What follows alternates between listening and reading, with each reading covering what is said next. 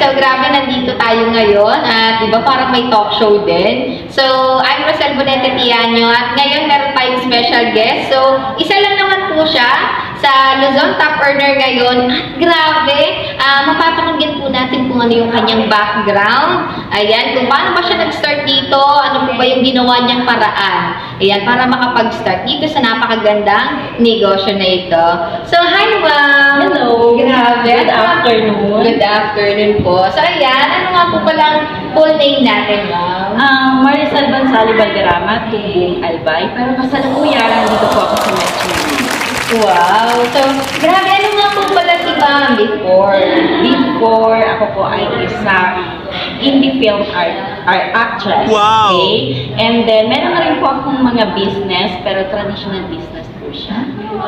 So, yan. Kaya ako nag-decide na mag-franchise ng Unify dahil meron akong nakita dito na wala sa traditional business. Yes. So, ano po kaya yun, ma'am? Ano po yung nakita niyo dito na hindi niyo po nakita sa inyo pong traditional business? Okay. So, sa mga OFW, sa may mga traditional business, yung kinikita natin dyan, hindi yan nag-earn ng residual income or ng passive income. Pero dito sa business na to, mamamalayan niyo po na dadami ang savings nyo habang kayo po ay tumatagal.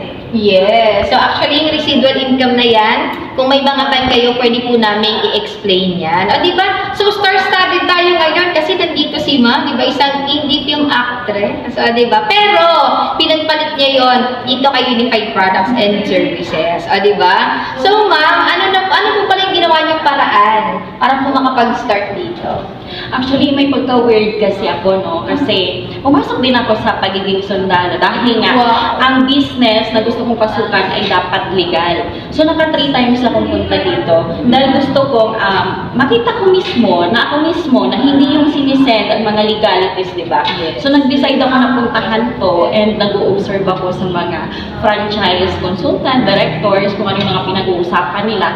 And then, ang gustong-gusto ko lang i-avail nun is home base. Grabe. Okay? Home base lang. Nung time na may nadinig ako sa likod ko na may mag-a-avail ng payment center with 10 branches, ako na yung nagtanong. Ay, grabe. Ano po sa iba ng home base sa 10 account or 10 branches? And then, na-discuss sa akin kung ano yung kagandahan. Then, nag-decide na ako. Wala nang katumpik-tumpik. O, diba? Napakaganda po kasi talaga nung may 10 branches. So, kung gusto nyo rin malaman yun, ako pwede po namin i-explain. So, yun lang, sino po pala or paano nyo po nakita yung negosyo na ito? Dumaan lang siya sa Facebook wall ko. Wow! Ang business na ito ay makilala mo sa total stranger. Isa siyang OFW. So, kaya naman, di ba ma'am, kahit OFW ka, kahit ano man yung estado mo sa buhay, empleyado ka man, estudyante ka man, nanay ka man, or sabihin na natin na full-time kang negosyante sa iyong business, walang masama na i-add mo to. Kasi, para pag dumating yung time na retirement time na, or pag dumating na ang time na hindi mo na kaya magtrabaho, mayroon ka nang i-harvest dahil nga po sa 10 branches na meron dito sa Unify.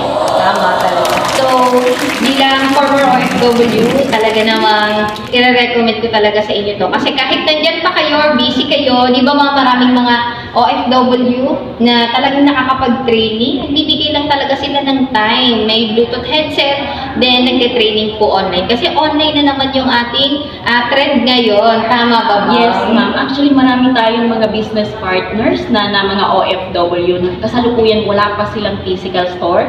Kasi ito naman ang kapag tinanong nila na wala pa akong pwesto, wala pa akong time for that, ang maganda dito, habang naka-promo pa siya, pwede mo na siyang i-avail. Kasi pag mag-for good ka na, anytime, anywhere, pwede ka na mag-put up ng physical store. Yes.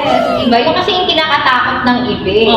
Yung maglalabas ng puhunan, yung wala akong pwesto, wala akong idea. So, paano niyo po yun, ma'am, na-overcome? Okay, may share ko na lang din, ma'am. Gusto ko yan, ma'am. Kasi, para sa mga manunood or makakapanood ng video na to. So, umabot po ako ng 5 payment center, no 5 payment center, no 5 fame. Oh my God. Wala pa po akong physical store. Grabe So, ang laki na po nang naitulong sa akin ng Unified, kaya nagpapasalamat po ako ng sobra-sobra. Of course, sa ating president na si Sir Emmanuel Fanny Pascual. Okay, and then, syempre kay Lord, pangatlo naman yung tao na kung saan nagpakilala ng business na to. Kasi, balikan ko lang ma'am yung kwento ko nung pandemic, meron akong traditional business na lugi. In short, zero talaga. Pero dito ako kumapit kay Unified. Yes. Nakasurvive ulit ako. Opo. So, pwede po bang malaman, ma'am, ano yun? ano yung traditional business na yun?